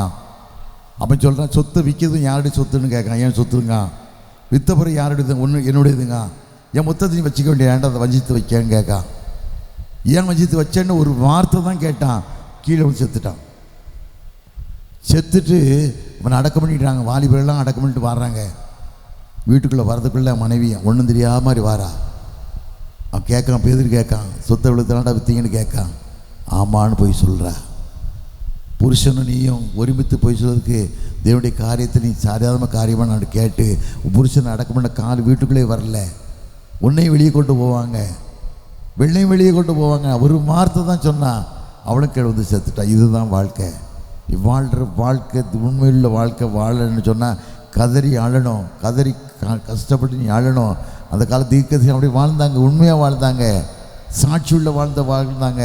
2 ராஜாக்கள் 4:10-9 வாசித்து பார்த்தீங்கன்னா சுனேமியால் சொல்லுவா தன் புருஷன்கிட்ட, தீர்க்கதரிசி எலிசாவை பார்த்து என்ன சொல்வா, இவர் பரிசுத்தவான்னு காணுகிறேன், எப்போ நம்ம வீட்டை தங்கட்டும், ஒரு நாற்காலி, குத்து விளக்கு, மேசை, கட்டில் எல்லாத்தையும் போடுவோம்னு சொல்லுவா. காரணம் இவர் பரிசுத்தவான்னு காணுகிறேன், உன் வாழ்க்கை பரிசுத்தமாக இருக்கா. சென்னையில் பேயோட்டி டேனியல் ஒரு ஐயராள் உண்டு. யாருக்கும் பேய் பிடிச்சா உணர்ந்து விட்டுருவாங்க. இவர் ஜெபம் பண்ணுறது பேய் ஓடும். இவர்கிட்ட ஒரு கெட்ட பழக்கம் என்ன உண்டுன்னா, தவறாக கை வச்சுருவார். கதவு பூட்டிட்டு ஜெபம் பண்ணுவார். ஒரு மாதிரி பெண்கள்கிட்ட தவறாக கை வச்சுருவார். இதை நோட் பண்ணிட்டாங்க. நோட் பண்ணி கதவு பூட்டிட்டு அடின்னு அடிச்சிட்டாங்க. பரிதாபமாக அடிச்சிட்டாங்க. இதுதான் வாழ்க்கை. ஒரு ஊழியக்காரன் எவ்வளோ உண்மையாக வாழணும், எவ்வளோ மகிமையாக வாழணும், சாட்சியாக வாழணும், மகிமையுள்ள வாழ்க்கை வாழணும். இல்லை உன் வாயின் மாத்திர பேய்கள் நடக்குது உண்மைதான். ஆனால் கை கால் சுத்தமாக இருக்கணும். இல்லை நீ நடக்கிற பரிசுத்தமாக இருக்கணும். இல்லை அவள் சொல்ல சூனிமையால் சொல்ல பரிசுத்தமான காண்றேன்னு சொல்கிறாள்ல, அப்படி ஒரு பரிசுத்தமான மனுஷனை வாழணும். இல்லை அப்போ குடும்பம் ஆஸ்வதிக்கப்பட முடியும், குடும்பம் சந்திக்கப்பட முடியும். தேவனுக்கு பிரியமான வாழ்க்கை வாழணும், தேவனோடு வாழக்கூடிய வாழ்க்கை வாழணும். ஆபிரகாம் அப்படி வாழ்ந்தான், ஈசாக்கு அப்படி வாழ்ந்தான், யாக்கோபு அப்படி வாழ்ந்தான், யோசேப்பு அப்படி வாழ்ந்தான். யோசேப்பு பார்த்திபார் வீட்டில் இருக்கும்போது அவன் மனைவி ஆசைப்பட்டு அவனுக்கு தவறான அழைப்புக்கிறா. அவன் சொல்கிறான், உன் எஜமான் வந்து உன்னை தவிர எல்லாத்தையும் எனக்கு விலகிட்டான், உன்னைத்தான் உன் மனைவிங்கிறதுனால நீ அமைதியாக இருக்குன்னு சொல்கிறான். இருந்தாலும் அவனை விடலை. யார் இல்லான்னு அவனுக்கு மேலே கரங்களை வைக்கா. அவன் கையை உதறிட்டு ஓடிடுறான். அஜாராகமான காரியத்தை சொல்கிறான், பொய் சொல்கிறான், புருஷன்கிட்ட சொல்கிறான். ஒரு எபிரிய வேலைக்காரன் கொண்டு வந்து வச்சடா மனுஷனா, என் மேலே ஆசைப்பட்டு கை வச்சிட்டான்னு சொல்கிறா. புருஷன் மனைவி சொன்ன உடனே அவன் கடுமையான கோபப்படுறான். ஆனால் அவன் உண்மையுள்ள மனுஷனாக இருந்தான். கர்த்தர் யோசேப்போடு கூட இருந்தார். அவன் காரிய சித்தியுடன் ஆனான். 13 வருஷம் 14 வருஷத்தில் எகிப்துக்கு வரான். 13 வருஷத்தில் நாட்டு பிரதமரவே மாறுறான். காரணம் கேட்ட வாழ்க்கை உண்மையாக இருந்தது, மகிமை உள்ள வாழ்க்கையாக இருந்தது, சாட்சி உள்ள வாழ்க்கையாக இருந்தது. தேசத்தையும் கையில் ஆண்டவர் ஒப்பு கொடுத்தார். அப்படி நீ வாழ்ந்தன்னா உங்கள் வாழ்க்கை ஆஸ்வதிக்கப்பட்ட வாழ்க்கையாக இருக்கும். பரிசுத்தம் இல்லாமல் யாரும் தேவனை தரிசிக்கவே முடியாது. யாராக இருந்தாலும் சரி, வாழ்க்கை தேவனுக்கு பிரியமான வாழ்க்கையை வாழணும். உன் கையில் ஆண்டவர் பொறுப்பை கொடுத்துருக்கிறாரு. மத்தேயு 25 வாசிக்கும் போது புத்தியுள்ள ஸ்திரீகள் 5 பேர், புத்தி இல்லாத ஸ்திரீகள் 5 பேர். புத்தியுள்ள ஸ்திரீகள் எஜமான் திடீர்னு வருவான்னு சொல்லி எதிர்பார்க்க போகிறாங்க. தீப்பெட்டியில் எண்ணெய் கொண்டு போகிறாங்க, தீப்பெட்டி கொண்டு எல்லாம் கொண்டு போகிறாங்க. புத்தி இல்லாத ஸ்திரீ 5 பேர் கூட போகிறாங்க, அசால்ட்டாக போகிறாங்க. எஜமான் வந்தாச்சு, கதவை தட்டுறாரு. எஜமான் வந்தாச்சு. வரும்போது எல்லாரும் விளக்க ஆயத்தப்படுத்துகிறாங்க. புத்தியில்லா ஸ்திரீ அவங்கள்ட்ட போய் கேட்காங்க, எங்களுக்கு ஒன்றும் தெரியாது, எங்கள்கிட்ட எண்ணெய் காலியாகவும் தர முடியாது, போய் வாங்கிட்டு வான்னு சொல்லிடுறாங்க. 5 பேர் வாங்க பொருள். எஜமான் வந்தாச்சு, கதவு பூட்டியாச்சு, பரிதவிக்கப்பட்ட நிலையில் வெளியே நிற்கிறாங்க. கதவை தட்டுறாங்க. ஆண்டு சொல்கிறார், உங்களை அறியேன்னு என்று சொல்கிறார். அக்கிரமசேகாரனே என்னை அகன்று போ, உன்னை அறியேன்னு என்று சொல்கிறார். ஆண்டவர் கணக்கு கேட்கக்கூடிய எஜமானம் வரப்போகிறாரு. வேதத்தில் வாசிக்கிறோம், மத்தேயு 25:19 வாசிக்கும் போது கணக்கு கேட்கக்கூடிய எஜமானம் வரப்போகிறாரு. 30 வெள்ளிக்காசுக்கு காட்டி கொடுத்தான யூதாசு, அன்னைக்கு அவன் வரணும். அங்கே ஆண்டவர் சாட்சி சொல்லணும், ஆண்டு கேட்பாரு, பதில் சொல்லணும். அது மாத்திரமல்ல, தன் மனைவி சொல்லி தட்டி விட்டு ஆண்டவர் காட்டி கொடுத்தானே பிலாத்து, அவனும் அங்கே வருவான். யாரும் தப்ப முடியாது. ஆனால் நம்ம வாழ்க்கை தேவனுக்கு பிரியமான வாழ்க்கையாக ஒப்பு கொடுப்போம். கர்த்தர் எல்லா நிலையிலும் உன்னை ஆஸ்வதிக்க காத்து கொண்டு இருக்கிறார். உன் பேரை நான் பெருமைப்படுத்துவேன்னு சொன்னேன். தேவனுக்கு ஆபிரகாம் சொன்ன தெய்வம் பொய் சொல்ல மனிதன் அல்ல, மனமாற்றம் அல்ல. சொல்லியும் செய்யாதிருப்பாரோ, திகையாதே, கலங்காதே. உன் கண்ணீரை காண்கிற தெய்வம் ஒருத்தர் உண்டானா இயேசு மாத்திரம்தான். உன் கண்ணீரை காண்கிற தெய்வம் இயேசு ஒருத்தர் தான். அது மனசில் நினைச்சு பாரு. எகிப்து தேசத்தில் இஸ்ரேல் ஜனங்கள் அடிமையாக வாழ்ந்துக்கிட்டு இருக்காங்க. பார்வோன் நினைக்கான், ஜனங்கள்லாம் பலியை பெருகிட்டாங்க, துரத்த முடியாதுன்னு நினைச்சு வருத்தப்படுறான். அங்கே இருக்க மருத்துவ சீப்ரால் பூவாள் 2 பேரை கூப்பிட்டு எப்ரியே பிறந்த பிள்ளைலாம் ஆண் பிள்ளையான சாகடின்னு சொல்கிறான். மருத்துவ செய்யலை. ஏன் செய்யலன்னு கேட்கும்போது அவன் சொல்கிறா, எபிரேய ஸ்திரீகள் பலமுள்ளவங்க, எகிப்திய ஸ்திரீ போல் அல்ல. அவங்க மலையில உட்காதுக்குள்ளே குழந்தைய பெற்றுருவாங்க, நாங்கள் போதுல குழந்தைய பெற்றுருவோம்னு சொல்லி கடவுளுக்கு பயந்ததுனால அந்த மாட்சி சொல்கிறாங்க. ஆண்டவர் அதனால் அந்த குடும்பத்தை ஆசீர்வதித்தார். சீப்ரால் பூவாள் குடும்பத்தை ஆண்டு தலைக்க செய்தார். கடைசி ஒரு அழகுள்ள பிள்ளை மோசே பிறக்கிறான். அந்த தாயுடைய கண்ணீர் எப்படி வந்திருக்கும், யோகபத் அம்மா எப்படி அழுதுருப்பாங்க. அந்த குழந்தைய 10 மாதம் சுமக்கும் போது எவ்வளோ கஷ்டப்பட்டுருப்பாங்க. அவளை சாப்பிட முடிஞ்சிருக்குமா, எவ்வளோ வேதனைப்பட்டிருப்பாங்க. அந்த குழந்தை எத்தனை தரம் வயத்தை முட்டி இருக்கும், எவ்வளோ வேதனையோடு சாஞ்சிருப்பாங்க. இருந்தாலும் ஒரு ஆண் பிள்ளை பிறந்த உடனே எவ்வளோ சந்தோஷப்பட்டிருப்பாங்க. அந்த குழந்தைய கொண்டு நதியில் போடணும்னா எவ்வளோ வேதனைப்பட்டிருப்பாங்க, எவ்வளோ அழுதுருப்பாங்க, எவ்வளவு கண்ணீர் விட்டுருப்பாங்க. ஆண்டவர் அந்த கண்ணீரை பார்ப்பார்ல, ஆண்டவர் கண்ணீரை பார்ப்பார்ல, ஆண்டவர் கண்ணீரை பார்ப்பார்ல. அதே போல தான் உன் கண்ணீரை ஆண்டவர் பார்க்கிறார். பார்த்தது மாத்திரமல்ல, மோசையை கொண்டு நாளல் பட்டி செய்து பிள்ளையை கைவிடுறதுக்கு மனசு இல்லை.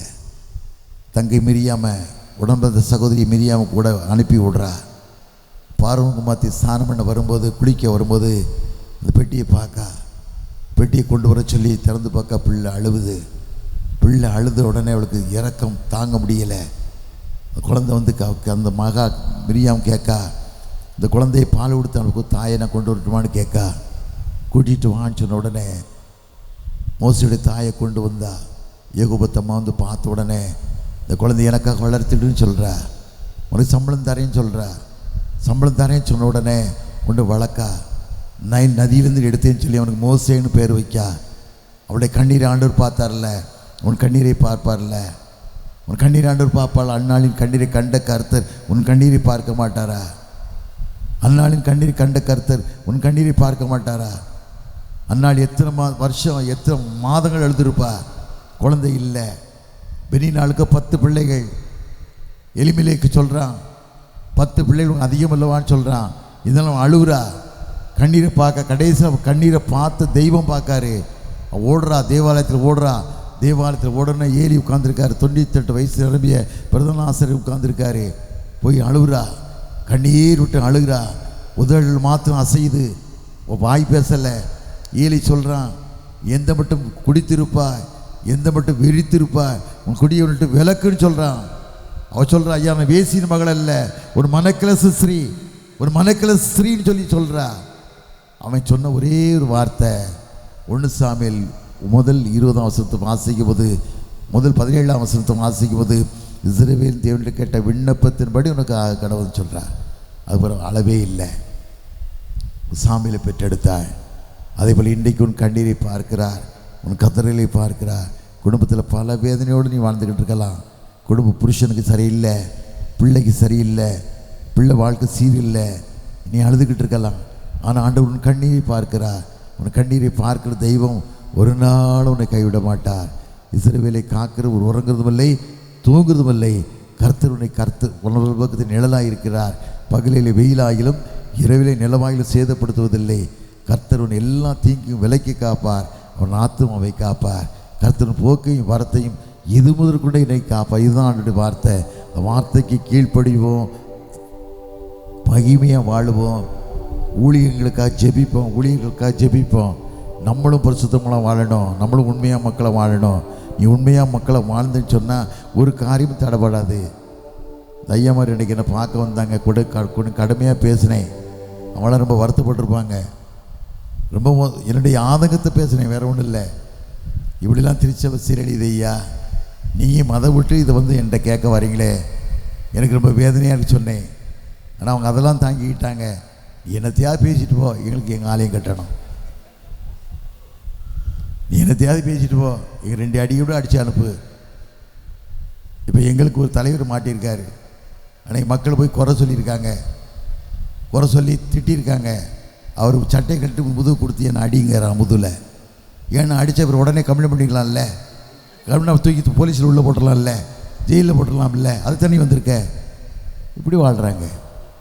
பொறுப்பற்ற தன்மை, பொறுப்பு இல்லாத ஊழியம், ஒரு தாகம் இல்லாத ஊழியம், தரிசனம் இல்லாத ஊழியம். தரிசனம் இல்லாத ஊழியம் பண்ணக்கூடாதியா. பந்தஸ்தான வாழ்க்கை சாகடிச்சிடும். கௌரவமான வாழ்க்கை பெருமையுள்ளவனு தேவனை எதிர்த்து நிற்கிறார். தாழ்மையுள்ள கிருபை அளிக்கிறார். தாழ்மையாக ஆண்டவருக்கு வரணும், ஒப்பு கொடுக்கணும். ஆண்டவர் எந்த நிலையில் ஒன்று அழைத்தாரோ அந்த நிலைமையை ஒப்பு கொடுத்து தேவனுக்கு பிரியமான மனுஷனாக வாழணும். திருச்சபைக்காக வாழணும். கடவுளுடைய ஆட்சியை கட்டப்படணும். முன்னால் ரோட்டில் கிறிஸ்தவங்க போனாங்கன்னா எல்லோரும் வணங்குவாங்களாம், கிறிஸ்தவங்க போகிறாங்க, நல்லவங்க போகிறாங்கன்னு. இப்போ திருடன் போகிறாங்க. காரணம் கட்டி உடம்பெல்லாம் பொய், உடம்பெல்லாம் பித்தலாட்டம், ஏமாத்து வேலை, பித்தலாட்டு வேலை. அண்ணன் தம்பிக்கு ஐக்கியம் கிடையாது, அக்கா தங்கச்சி ஐக்கியம் கிடையாது. காரணம் பணம் பணம் பணம் பணம். ஒரு நாள் உன்னை காப்பாற்றாது, ஒரு நாள் உன்னை ஆஸ்வதிக்காது. ஆண்டுடைய அன்பு மாத்திரம் தான் ஆஸ்வதிக்க விட முடியும். அப்படி சித்தத்துக்கு நம்ம ஒப்பு கொடுக்கணும். எனக்கு தொண்டை சரியில்லை, அதனால தான் பரவாயில்ல. எனக்கு நிறைய பாட ஆசை, அதனால் மியூசிக்கெலாம் தம்பி மாறுவோம், அழகாக வாசிக்கிருக்காங்க. ஆனால் கடவுளுக்கு வாழுங்க, ஆலயத்துக்கு ஜெபம் பண்ணுங்க, ஆண்டவர் தருவார். சாலமோன் கட்ட தேவாலயத்தை போல் என்னால் முடிஞ்ச ஆலயத்தை கட்டிக்கிட்டே இருக்கேன், என்னால் முடிஞ்சே கட்டிக்கிட்டே இருக்கேன். அது பரலோகத்தில் கணக்கு, இங்கே யாரும் கணக்கு கிடையாது. ஆண்டவர் பரலோகத்தில் அன்றைக்கி பழனியிலேருந்து ஒரு பாஸ்டர் வந்திருந்தார். பழனிலேருந்து ஒரு பாஸ்டர் வந்தார். திப்பனப்பட்டின்னு ஒரு ஊரில் ஆலயம் கட்டியிருக்கேன், 125 அடி கோபுரம். அந்த உங்கள் ஊரில் எத்தனை அடி கோபுரம்? 120 அடி கோபுரம். அவர் ஊர் டிசி, என்னைக்கு டிசி அவசியம் பண்ணாரோ அன்றைக்கி சட்னி ஆயிடுச்சு. என்ன பரிசுத்தமானவர், என்னைக்கு டிசியாக போய் அந்த தலையை கொண்டு அவரை கை வச்சானோ அன்னைக்கு எல்லா சாம்ராஜ்யம் அழிஞ்சு போச்சு. அந்த ஊரில் சர்ச்சு கட்டியிருக்கேன், 125 அடி கோபுரம். ஒரு பேசேஜ் கட்டியிருக்கேன், மண்டபம் ஒன்று கட்டி கொடுத்துருக்கேன். அந்த ஊருக்கு எத்தனையோ கோடிகள் செலவாகிருக்கும். நான் நினச்சி வருத்தப்படலை. நம்ம கணக்கு பரலோகத்தில் இருக்குது. அந்த அந்த அந்த பிரதேசத்துக்கு வந்திருந்த பழனி பாசு சொன்னார், ஐயா நான் யோசித்து பார்த்து ஜெபம் பண்ணிகிட்டே வரேன், கடவுள் உங்களை பரலோகத்தில் ஃபைனான்ஸ் மினிஸ்டராக வச்சுருக்காரு பார்க்குறேன்னாரு. உனக்கு ஃபைனான்ஸ் மினிஸ்டராக இருக்க மாதிரி எனக்கு தெரியுதுன்னாரு. ஏன்னா பணம் ஒருத்தனையும் காப்பாற்றாது, ஒரு பணமும் ஒருத்தனையும் காப்பாற்றாது.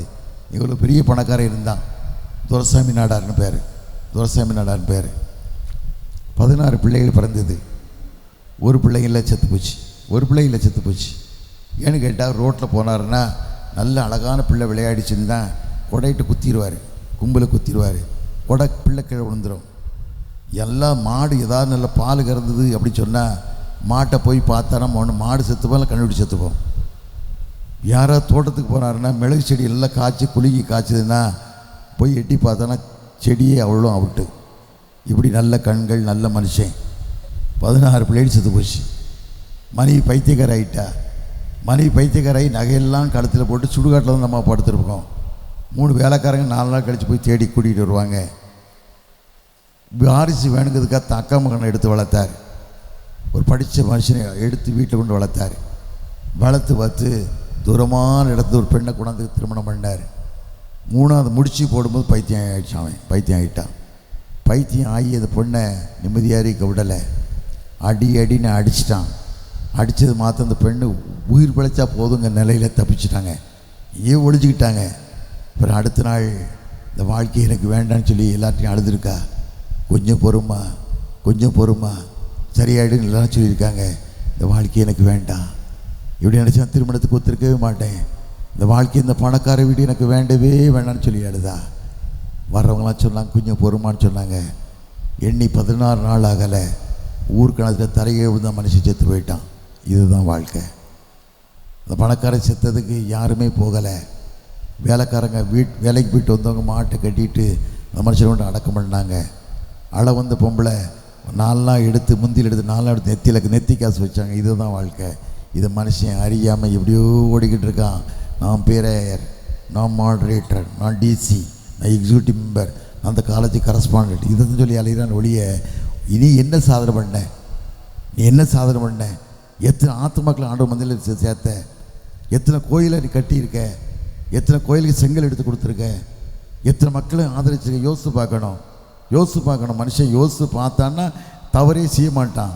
யோசித்து பார்க்காதனால தான் இவ்வளோ கஷ்டம், இவ்வளோ வேதனை. ஒரு பாரம் இல்லாத வாழ்க்கை, தரிசனம் இல்லாத வாழ்க்கை. மிஷினரிகள் அவ்வளோ கஷ்டப்பட்டாங்க. கஷ்டப்பட்டு நான் டிசம்பர் மாதம் கடைசி நாட்களில் எங்கே போயிருந்தியா? இந்த ஊருக்கு போயிருந்தேன். மாஞ்சல் இல்லையா, தரங்கம்பாடி போயிருந்தேன். சீக்கன் பால்னு சொல்லி மிஷினரி 328 வருஷத்துக்கு முன்னே வந்திருந்தார். வந்து அந்த ஊருக்கு வந்தார். வரும்போது 228 பேர் வந்திருக்காங்க, இல்லை 65 பேர் வந்திருக்காங்க. 228 பேர் 224 ட்ராவல் பண்ணி வந்திருக்காரு. அம்மா தான் சேர்மன். அங்கே அம்மா தான் சேர்மன். என்னை விடலை அவங்க. நீ ஆலயத்தை கட்டணும், நீ ஆலயத்தை கட்டணும், எங்கெல்லாமோ கட்டுறீங்க, இதை கட்டணும்னு சொல்லி அம்மா தான் சேர்மன். 65 பேர் செத்து போயிட்டாங்களாம். 200 எத்தனை பேர் வந்து 30 பேர் 60 பேர் செத்து போயிட்டாங்க. செத்துங்களை தூக்கி கடலில் போட்டாங்க. வேறு வழி இல்லை. கடல் தண்ணியை காய்ச்சி குடிச்சிருக்காங்க. மீனை பிடிச்சி பச்சை மீனை சாப்பிட்ருக்காங்க. மீனை சுட்டு சாப்பிட்ருக்காங்க. தண்ணியை கொதிக்க வச்சு குடிச்சிருக்காங்க, கடல் தண்ணியை. இங்கே வந்தால் ராஜா உள்ள விடலை, நாட்டை மண்ணை உள்ள விடலை. மணல்லே, அதுவும் தரங்கம்பாடிங்கிறது சரியான வெயில், அது கடற்கரை சரியான வெயில். அந்த வெயிலே விட்டுட்டான். வெள்ளைக்காரன் பிறந்த மனுஷன் உடம்பு எப்படி வேதனைப்பட்டிருக்கும். அத்தனை நாட்கள் முழங்காலே கிடந்திருக்கான். திரும்ப தூக்கி அவனை ஜெயிலில் அடைச்சிட்டான். ஜெயிலில் அடைச்சி தான் வெளியே விட்டான். உட்கார இடம் கிடையாது. திரும்பி அதே 224 நாள் ட்ராவல் பண்ணி ஊருக்கு போய் தான் சொந்த வீட்டை விற்றுட்டு, சொந்த இடங்களை விற்றுட்டு அந்த பணத்தை வந்து தான் கட்டினான். கட்டி ஒரு அச்சு கொடுத்து நிறுவி புதிய ஏற்பாடை கொடுத்தார். இல்லைன்னா இந்த பைபிள் இல்லை. இன்றைக்கி அதெல்லாம் அறியாமல் வாழ்ந்துக்கிட்டு இருக்கோம், தெரியாமல் வாழ்ந்துக்கிட்டு இருக்கோம். அது வாழ்க்கை இல்லை. மிஷினரிகளை நினைக்கணும். நான் அதை நினைப்பேன், ஒவ்வொரு நாட்களும் நினைப்பேன்.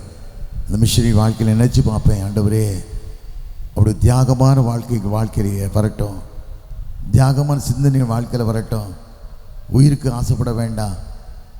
ஒரு வாழ்க்கை தேவனுக்கு பிரியமான வாழ்க்கை, தேவனோடு வாழக்கூடிய வாழ்க்கை எனக்கு தாங்கன்னு சொல்லி அவங்கள்ட்ட ஒவ்வொரு நாட்களும் கேட்பேன். அப்படி கேட்டீங்க அப்படி சொன்னால் நிச்சயமே ஆஸ்வதிக்கப்படுவீங்க. தலையில் தாழ்த்தி ஜெபம் பண்ணுவோமா? நோக்கி பார்க்கலாமா? எல்லோரும் அவங்க வீட்டுக்கு போனோம்ல, எல்லாருக்கும் சாப்பாடு இருக்குல்ல பிரதர்? எல்லோரும் சாப்பாடு இருக்குல்ல? அதான் சொன்னேன், எல்லாம் சாப்பாடு கொடுங்கன்னு சொன்னேன். ஆண்டு சொன்ன மலை பிரசங்கத்தில் முடித்த உடனே என் ஜனங்கள்லாம் கஷ்டப்படுவாங்களே ஆண்டு கேட்டார். என் ஜனங்கள்லாம் வேதனைப்படுவாங்களே ஆகாரம் கொடுறான்னாரு. ஒருத்தர் சொன்னால் இவங்க 250 பணத்துக்கு வாங்கணுமே, 500 பணத்துக்கு எங்கடா போகணும்னு கேட்டேன். அவங்கள்ட்ட என்ன இருக்குன்னாரு. 5 அப்போ 2 மீனுன்னா. இன்றைக்கி 5 அப்போ 2 மீனை வச்சு நிறைய அட்வர்டைஸ் பண்ணி 5 அப்போ 2 மீன் போடுறாங்க. 5 அப்போ 2 மீன் டிராஃப்ட் அனுப்புங்க. எனக்கு நிறைய பேர் ஊழியத்தை அப்படி ஆகிட்டாங்க. 5 அப்போ 2 மீன், 7 அப்போ சில மீன்கள், ஊழியகரமாக ஆகிட்டான். காரம் துட்டுக்காக வாழ்கிறான். இது வாழ்க்கை இல்லை. அதனால் நான் தான் உங்கள்கிட்ட சொன்னேன், தம்பி மாறிட்டேன், நம்ம முன்ன பின்ன பேசலாம் கூட அந்த பிள்ளைகள் வீட்டில் போய் கஷ்டப்படக்கூடாது. வீட்டுக்காரர் கேட்பார்ல, எங்கம்மா போனேன், எதுக்கு போனேன், புருஷன் இருக்கு நினைவு இல்லையா, பிள்ளை இருக்கு உனக்கு நினைவு இல்லையா, எத்தனை கேள்வி கேட்பாங்க. அத்தனை கேள்விக்கு அவன் பதில் சொல்லணும் இல்லை. அதனால சாப்பாடை கொடுத்து அனுப்புன்னு சொன்னேன். அதை இட்லி சாம்பார் தான் போட்டிருக்கேன். நான் வேறு ஒன்று உங்களுக்கு மட்டும் ஸ்பெஷலாக சிக்கன்னாரு. நாங்கள் கொளுத்து போயிருக்கோம், எங்களுக்கு போய் சிக்கன்னாரு. பரவாயில்ல என்ன.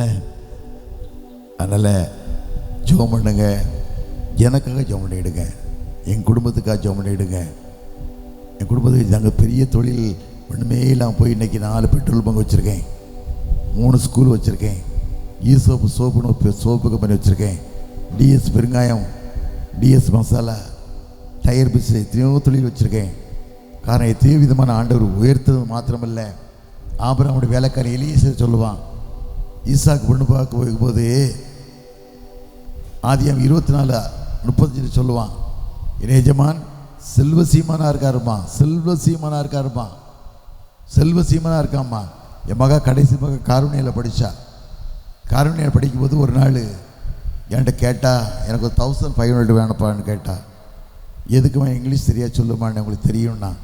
எதுக்கு எனக்கு செருப்பு வாங்கணும்னு சொன்னேன்.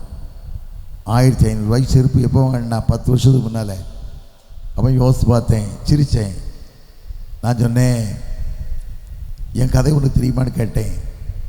நான் திருமணத்துக்காக, என் படிப்புக்காக, மனைவி வேணுங்கிறதுக்கு மாமட்டில் போய் ஆடு மேய்ச்சேன். யோக்க போல் ஆடு மேய்ச்சேன். ஆடு மேய்ச்ச காலத்தில் செருப்பு கிடையாது. கரையில் போகும்போது ஒரு நாள் ஆடு மேய்ச்சி போகும்போது ஒரு கொடூரமான முள் எனக்கு காலில் குத்திருச்சு. கீழே விழுந்து அம்மானு கீழே விழுந்தேன். மேய்ப்பர் சொன்னால், ஐயா ஒரு தோல் மாட்டி வந்துடக்கூடாது. நான் செருப்பு கிடையாது இல்லை. அவன் தோலை கழட்டி கொடுத்தான். நாளைக்கு ஒரு தோல் மாட்டிட்டு வான்னு சொன்னான். என் நிலமை அப்படிமா வாழ்ந்தேன்னு சொன்னேன். அவள் சொன்னா, எங்கள் அப்பா எப்படி அப்பா தெரியுமான்னு கேட்டா. எப்படின்னு கேட்டேன். அப்புறம் என்னுடைய வேலைக்காரன் எலியேசர் சொன்னான்ல, எஜமான் செல்வ சீமானா, அதை போய் எங்கள் அப்பா சீமானா இருக்காருன்னு சொன்னான். நினச்சி பார்க்கணும், வாழ்க்கையில் ஒவ்வொரு படியும் மனுஷன் நினைக்கணும். அந்த கர்த்தரை ஆஸ்வதிப்பார். யாருக்கு நேரம் ஆகலைல்ல, தலைகளை தாழ்த்தி ஜெபம் பண்ணுவோமா, அவனை நோக்கி பார்க்கலாமா. ஆண்டு இன்றைக்கு உன்னை ஆஸ்வதிக்க போகிறார். ஆபிரகாமுக்கு சொன்ன தெய்வம் பொய் சொல்ல மனிதன் அல்ல, மனமாறும் அனுபவத்திலும் அல்ல, சொல்லியும் செய்யாதிருப்பாரோ நிச்சயமாகவே அவனை ஆஸ்வதிப்பார்.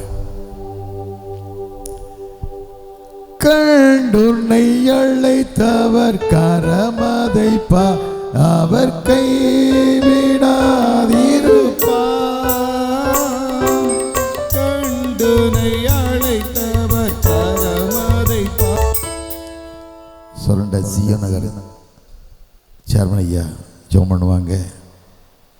கருமண்டம் திருச்சி தஞ்சை டைஸ் கருமண்டம் ஐயரமா ஆஸ்வதிச்சிடுவாங்க. ஜெபம் பண்ணிவிடுங்க. ஜெபத்தில் தான் ஆண்டவர் எல்லா காரியத்தையும் செய்ய முடியும். எல்லா காரியத்தையும் ஆண்டவர் நடத்த முடியும். மகிமையான ஆலயமாக தர முடியும். கருத்து வேறுபாடு இல்லாமல் செயல்படுங்க. நான் பெரியவன், நீ பெரியவன், நான் கட்டினேன், நீ கட்டினெல்லாம் வேண்டாம். கடவுளுக்கு சிற்பத்தை ஆலயத்தை அமைப்போம். ஒருத்தர் கூட கருத்து வேறுபாடு வரக்கூடாது. விட்டு கொடுக்க மனப்பான்மையில் பல கை தட்டினா தான் பல ஓசை, ஒரு கை தட்டினா ஓசை வராது. அதனால் அது எல்லாரும் ஒரே இருதயமாக, ஒரே ஒருங்கிணைந்த இருதயமாக பலப்படுத்திட்டோம். திருச்சபையை கட்டுங்க, ஆண்டவர் ஆஸ்வதிப்பார். திருமண்டலுக்காக ஜெபம் பண்ணுங்க. இப்போ 4 மாதமாக கேஸ் நடந்துக்கிட்டு இருக்குது.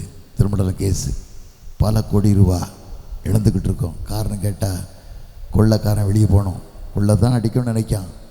திருச்சபை அதாவது மகன் செத்தாலும் பரவாயில்ல, மருமா தாலி இருக்கணும், அவள் கதையில் வாழ்ந்துக்கிட்டு இருக்கான். மகனே செத்து போனாலும் பரவாயில்ல, மருமா அறுத்துடணும். இதுதான் நினச்சிக்கிட்டு இருக்க. இப்படி நிலைமை வரக்கூடாது. ஜெபம் பண்ணி ஆண்டு ரத்தம் சிந்தி சம்பாதிச்சு திருச்சபை எவனும் சம்பாதிக்கலை. எவனும் பைசா கொடுத்து தான் சரீரத்தை கொடுக்கல, கையை கொடுக்கல, விரலை கொடுக்கல. ஆண்டவர் தான் தான் சரீரத்தை கொடுத்தார். 39 அடிகள் அடிக்கப்பட்ட முதுவெல்லாம் உளப்பட்ட நிலம் போல கொடூரமான முறையில் அடித்தாங்க. காரி துப்புனாங்க, கண்களில் குத்துனாங்க, 29 வகையான கொடூரமான முள்களை தலையில் அடித்தாங்க. அதையும் சகிச்சார். சகிச்சு ரத்தம் சிந்தி நமக்கு மீட்டு கொடுத்தாரு. நல்லா திருச்சபை செலவுகள்லாம் ஒருங்கிணைந்த இருதயத்தோடு வாழணும், மகிமையாக வாழணும், கடவுளுக்கு சாட்சியாக வாழணும், திருமணங்கள் ரட்சிக்கப்படணும், இந்திய தேசம் கடவுளுக்கு மாறணும், கிறிஸ்தவங்க நாட்டை ஆளணும், அப்படிப்பட்ட தலைவர்கள் வரணும், அப்படி ஒரு இருதயங்கள் வேணும். எல்லாம் வாலிப பிள்ளைகள்லாம் பாதுகாக்கப்படணும். அது மாத்திரம் வயல்நாடுல ஆயிரக்கணக்கான மக்கள் செத்துட்டாங்க. ஊட்டிக்கு வரணும்னு சொல்கிறாங்க. சென்னை 1950க்குள்ளே கடலில் அழிஞ்சு போயிடுன்னு சொல்கிறாங்க. இப்படிலாம் நடந்துக்கிட்டு இருக்குது. இங்கிலாந்து தேசத்தில் ஆலைகள்லாம் பள்ளிவாசலாக மாறுது, கேளிக்கை கூடங்களாக மாறுது, சினிமா கொட்டாயாக மாறுது, நவீன டான்ஸாக மாறுது. எல்லா ஆலயங்களும் நிறைய இடங்களில் ஒவ்வொரு நாடுகளையும் காரணம் எழுச்சி இல்லை, உண்மை இல்லை, ஒரு தாகம் இல்லை, ஒரு பாரம் இல்லை. அதுக்கு நம்ம ஜெபம் பண்ணணும், பாரம். ஆண்டவரே, தேசத்துக்கு ஒரு விடுதலை கொடுங்க ஐயா, தேசத்துக்கு ஒரு விடுதலை கொடுங்க, விடுதலை கொடுங்கன்னு கேளுங்க. ஏற்ற தாழ்வுன்னு ஒரு மனுஷனுக்கு ஒரு பணத்தையும் காப்பாற்றாது, அவனுடைய அன்பு மாத்திரம்தான் காப்பாற்ற முடியும்.